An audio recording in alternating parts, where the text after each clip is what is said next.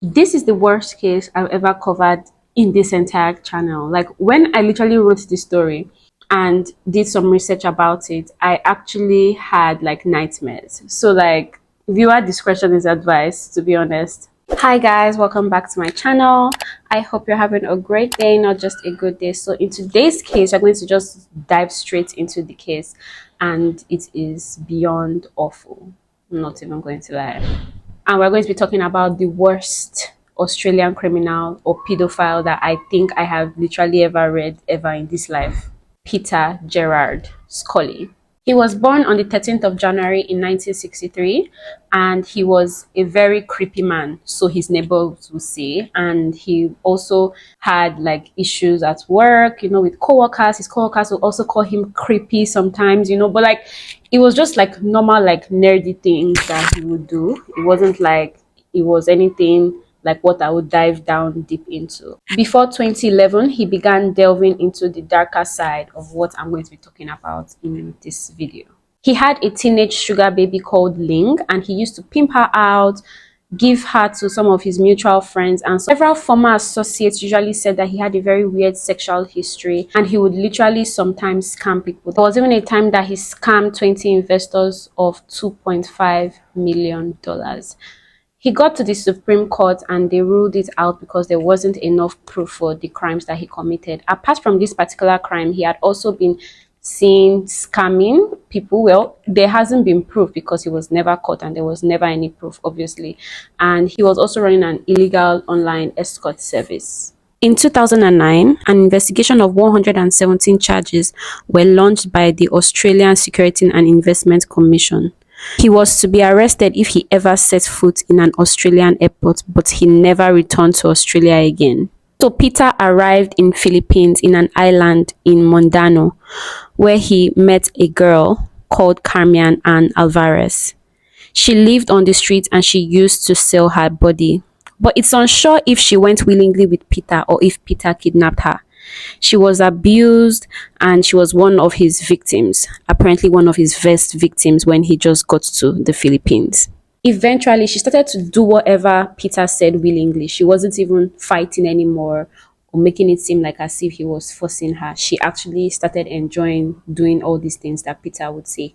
Eventually, they both collided and decided to bring one more person into their bad business. And the name of this person was Lizelle Margallo. The trio moved to Malay Bali and formed a business so dark in nature that it's hard to believe it even existed. This business that they created ran in the deep web. It is basically a part of the World Wide Web that is only accessible by means of special software, allowing users to remain anonymous and untraceable. And it's not like the normal Google or Mozilla Firefox or Safari that we usually have.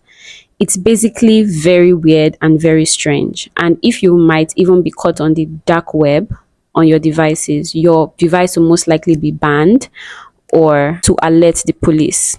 Usually when you go on the dark web, you literally see lots of links, and sometimes this link could even get your device to be hacked, and the links will direct you to several other links, which could be hiring hitmen, sex workers, scams that hack computers, group chats of terrorism, pedophiles, cannibalism, and all sorts. And the part of this dark web that Peter accessed for his business was one called Hardcore. Hardcore is so bad that even pedophiles disregarded it and said that it was too deep for them to even be a participant in. If you don't know what hardcore is, it's an extreme form of child pornography that involves degrading violence, bodily harm to children, and especially those who are not willing to be a participant in that activity. It doesn't necessarily have to be a child that is the victim, but it could be someone that does not want to participate in it. Like seeing the person scream and knowing that the person is not interested in what you're doing turns the aggressor on. Peter became a producer to this content called Hotcore, and he basically was killing it because he had a lot of views, had lots of hits, and he was making money. It was so bad that like before people could even watch his video, they would pay the amount of up to $10,000 just to watch a particular video that Peter posted. Peter was not the only producer or content creator on there. Obviously, there were many others, but Peter grew very popular on the platform because his were more violent and apparently more appealing to the viewers of that particular genre. Obviously, someone has to run this website, and the name of this person that ran the website is called Lux, obviously a fake name. So the police basically started trying to find out who this person was. It was really hard because, being in the base that it is a dark web, the IP address is off, it's untraceable, but the police really still tried their best. The police eventually traced this person called Lux to a house that had a father, a mom, and two children. And they eventually at first thought that it was the dad. But when they caught the dad and they did some investigation at first, they found out that it couldn't actually be the dad. They actually did this. They were actually trying to figure this out before they actually went to raid the home. They were trying to figure out who this person could be, and knowing the dad and stalking him, and not stalking because obviously it's the police, and investigating and trying to find out everything about him and searching his history, they felt, or they didn't see any traces of the fact that he could be the one. So the only other person that was left was his 21-year-old son, Matthew Graham. Matthew Graham was most likely the one behind all these children being hurt on this particular website. On August 2014, the police wasted no time and they raided the family home. And before even 5 minutes of raiding the home, their suspicions were already cleared. Just right as they were about to arrest him inside his room, he was closing some laptops, trying to, it's basically already too late. He was a nanotech student attending La Trobe University. He had all straight A's. Teachers loved him. Everybody loved him. He was like kind of the quiet, nerdy, cool kid, but he also had depression, anxiety, and suffered from a schizophrenic personality disorder. So it was just really shocking when this news came out, and everybody that knew him was also shocked, especially his neighbors, because he was even part of the people that would help his neighbors to watch after their kids. He was a babysitter, like imagine leaving him with your child. You've literally been letting a pedophile. This is even worse than a pedophile. You've usually been allowing someone that of this trait to babysit your child. I cannot fucking imagine. In custody, he refused to open his laptop. The only thing that he allowed them to open was his phone. And in his head, I'm sure he thought that he cleared everything and there was nothing there. But the police will always be the police. And they eventually tried to hack some things, try to find out some more things, even though he literally wiped his phone, and they found 3 pictures that basically incriminated him. There was a picture of a man standing on a baby. There were 2 pictures of dead babies just on the floor. Someone just took a picture of 2 dead babies. I'm guessing that the person that took that picture killed those babies and sent the pictures to him. He was eventually charged with possession of child abuse material and failure to comply with an order given to him by the police. But sadly enough, the crimes weren't sizable enough, and even if he did go to jail, in no time he would escape and erase all the data that the police couldn't find. So that's why they were trying to open that laptop so desperately. The hard drives that were seized in his bedroom were sent to Europol, Germany, and the FBI in Washington. None could unlock the data. But somehow the FBI managed to make a breakthrough. They eventually found out, with proof this time, that he was in fact Lux. He even owned a whole different site called Pedo Empire. He was getting millions of hits per day, mocking the police, mocking any agency that protects children. And this was basically what they were doing on this platform alongside his million of watchers and millions of subscribers. Like, I cannot even imagine that this is real life, you guys. Like, people actually do things like this and get away with it. It's so crazy. It's really crazy. The detective on his case, called Detective Strafford, made Matthew reveal his password secrets by threatening him that he'll be tried in the USA if he didn't comply, especially knowing that now they had proof that he was Lux. They also saw different screenshots of conversations that he would have with people on the site. He would sometimes even tell people, like he told an Australian man of like age 60, giving him advice on how to abduct, rape, and kill a 5-year-old girl that was living across his street. He also advised another man that he should rape and kill the disabled girl that couldn't talk, that was given in his care. And he wanted them to record all this so that he can post it on his sites. And in case you're wondering, how are these two guys connected? Matthew Graham and Peter Scully. And I am going to explain to you right now if you've already not put two and two together. Scully and his two accomplices, Liesl and Carmen, were creating a business on the dark web called No Limits Fan.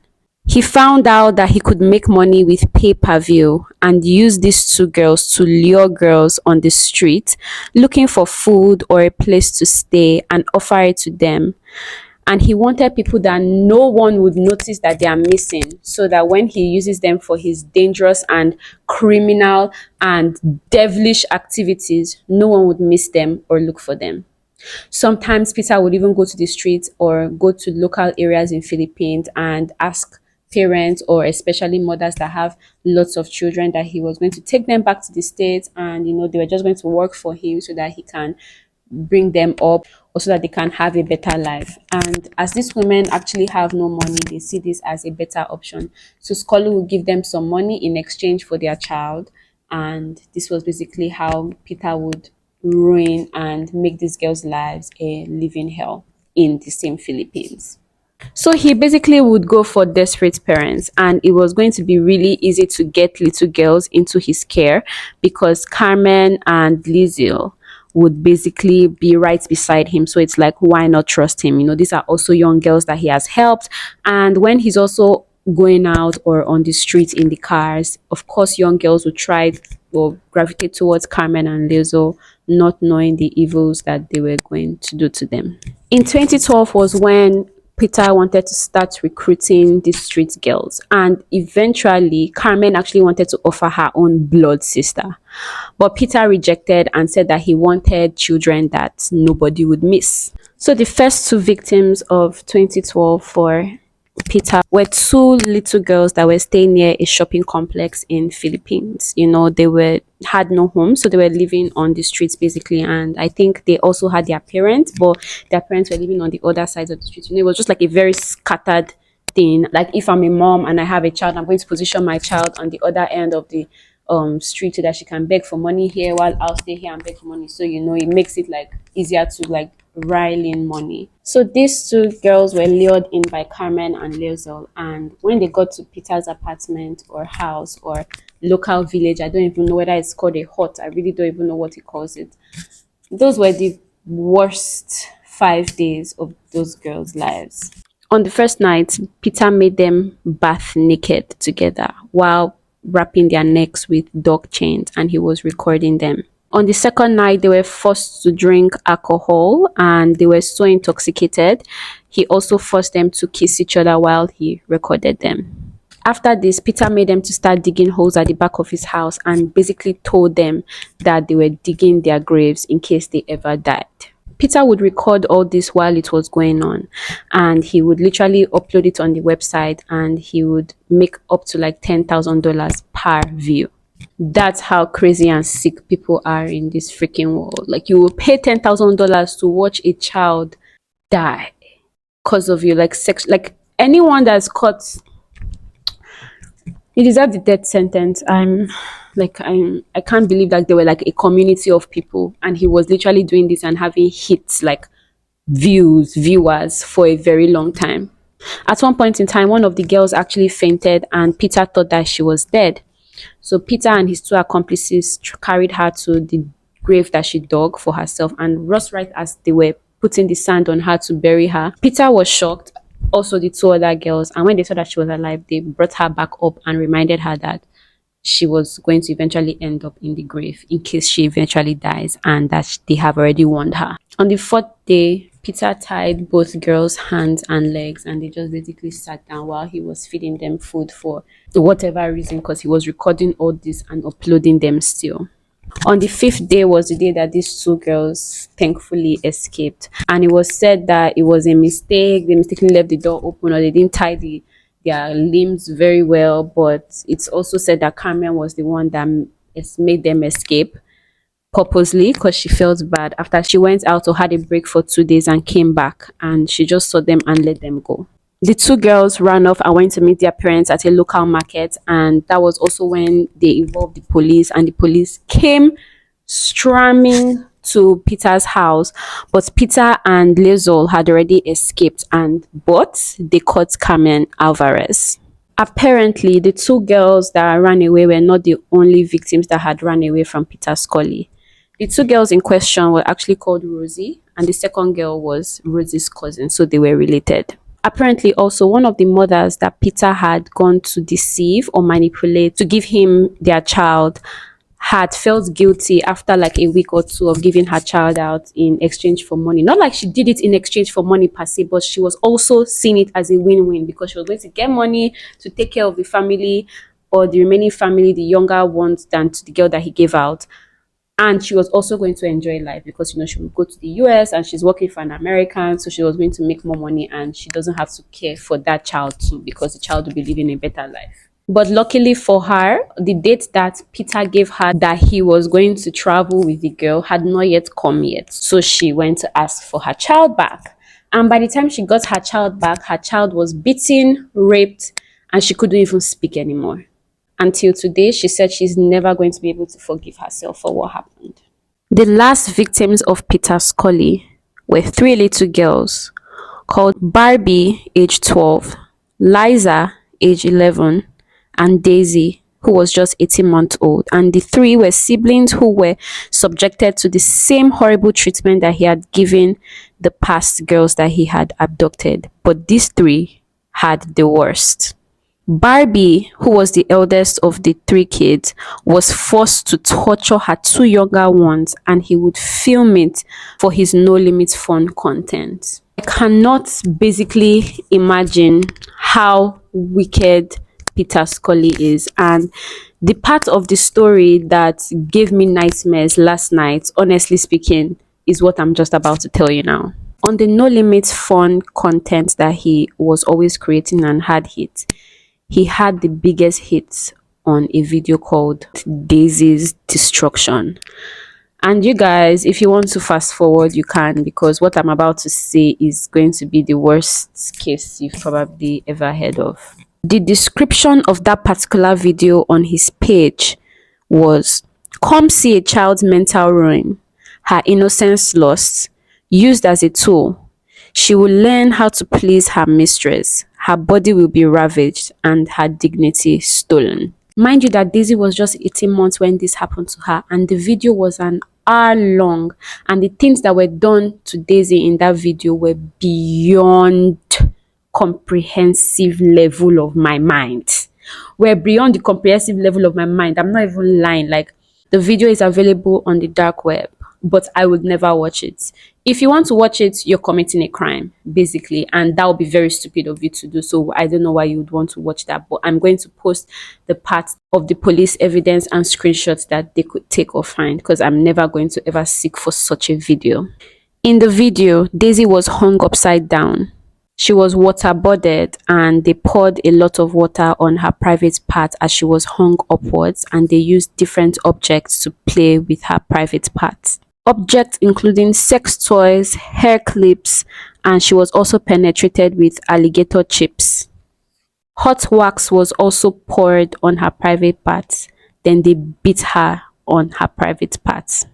After this, Daisy's private part was also set on fire. The main abuser in this video was actually Liesl and not Peter. Peter was the one giving the directions, obviously, and Liesl was carrying it out on the bed and doing everything that was seen in that video to that little girl. The police picked up on the accent of the man in the background, and they found out that, okay, he's Australian because of his accent. And this was the only lead that they had thus far. And the only thing that could help them, and that helped them, or that even made them find this video in the first place, was Matthew Graham. Graham also used to watch these videos, pay to watch these videos. That was how the police even found out about this particular case. And it just makes me also think or reason that, so if he wasn't a fan of that particular content creator, which is Peter, would they have caught Peter eventually? It's just really, really crazy. Peter Scully Gerard was arrested on the 20th of February of 2015. They finally caught him. After fleeing Australia, he was caught alongside his accomplices. Lizelle had no charges or proof against her, even though she confessed.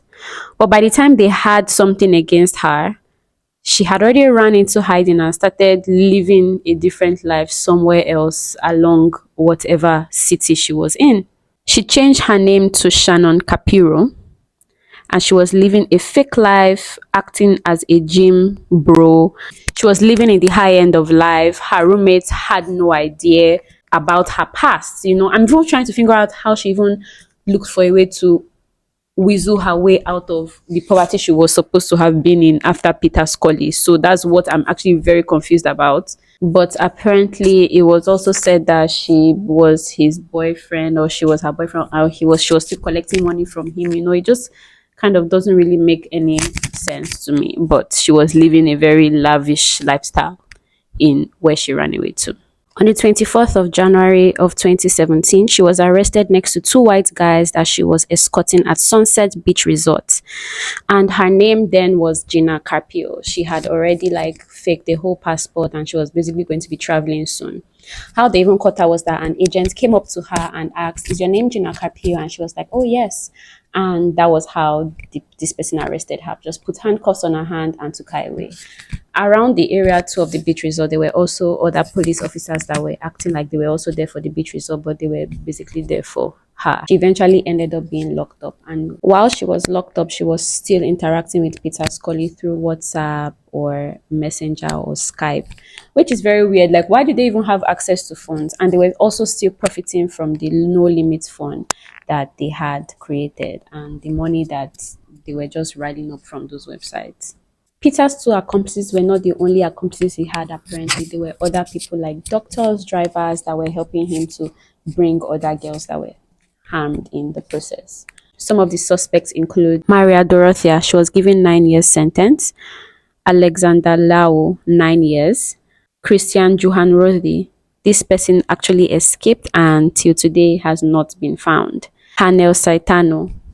Very interesting person, because this person was a highly respected doctor, and this person was actually the one that was helping Peter to fund everything, especially in the starting when Peter just ran away from Australia and didn't really have money. When he was caught, they found up to 700 videos of child porn on his laptop and more than 37,000 photos of child porn also. Marshall Ruskin was also one of the suspects, but they couldn't find anything really to pin him down.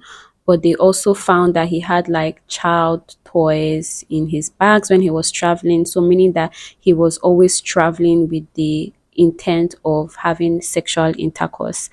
He was actually Canadian, and he would travel to the Philippines to abuse these children, and he had sick fantasies about children. Even while he was captured and they were trying to find something to pin against him, he would be asking the security guard or bodyguard or anyone that he came in contact with that he would pay them up to $1,000 if they brought their child for him to date, or their child for him to rape, or for their child for him to kiss, and all sorts of things. He was really sick, but they still couldn't pin anything down on him. He would also tell guards that he had fantasies of raping little girls. I'm just so sad that they couldn't pin anything on this guy, because all his devices were encrypted and they couldn't get any info out of it. So right now he's actually living freely in Garden City, and I heard, or the rumor around is that he has a wife now and he's living fine.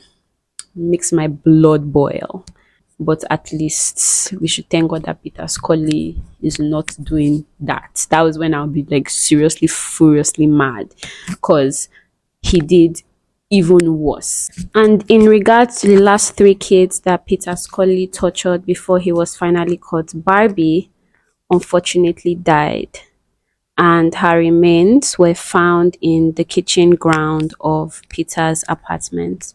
Apparently, Carmen actually directed the investigators towards the place where it was, and she also said that she did not actually know when he killed Carmen because she wasn't around on the day that he did it. Liza lived with the trauma and she eventually had a child, but sadly her child eventually died and she was no longer on government payroll anymore. Daisy, that's the 18-month child, is so badly damaged that she might never recover from the experience and what she would have to go through for the rest of her life. It took 7 years and 45 witnesses to finally put Scully away with all the evidence that the police had gathered. And just last year, in November of 2022, they revisited his case and he was given an extra 120 years in jail. Prosecuted hated Peter Scully so bad that they wanted the justice system to bring back the death penalty just so that Scully could get the death penalty by firing squad. His lawyer, Palugna, had allegedly paid someone not to come to testify. Why? He might have just been doing his job as a lawyer, or he might actually have something to do with it, because according to what was also heard or the rumor spreading around was that he went to look for the victims of the families to pay them money to drop the cases against Peter Scully. But unfortunately enough for him, the families were already in witness protection program. Tara Brown actually did an interview of Peter Scully and she went head on head with him and basically insulted his entire existence, which I was so happy about.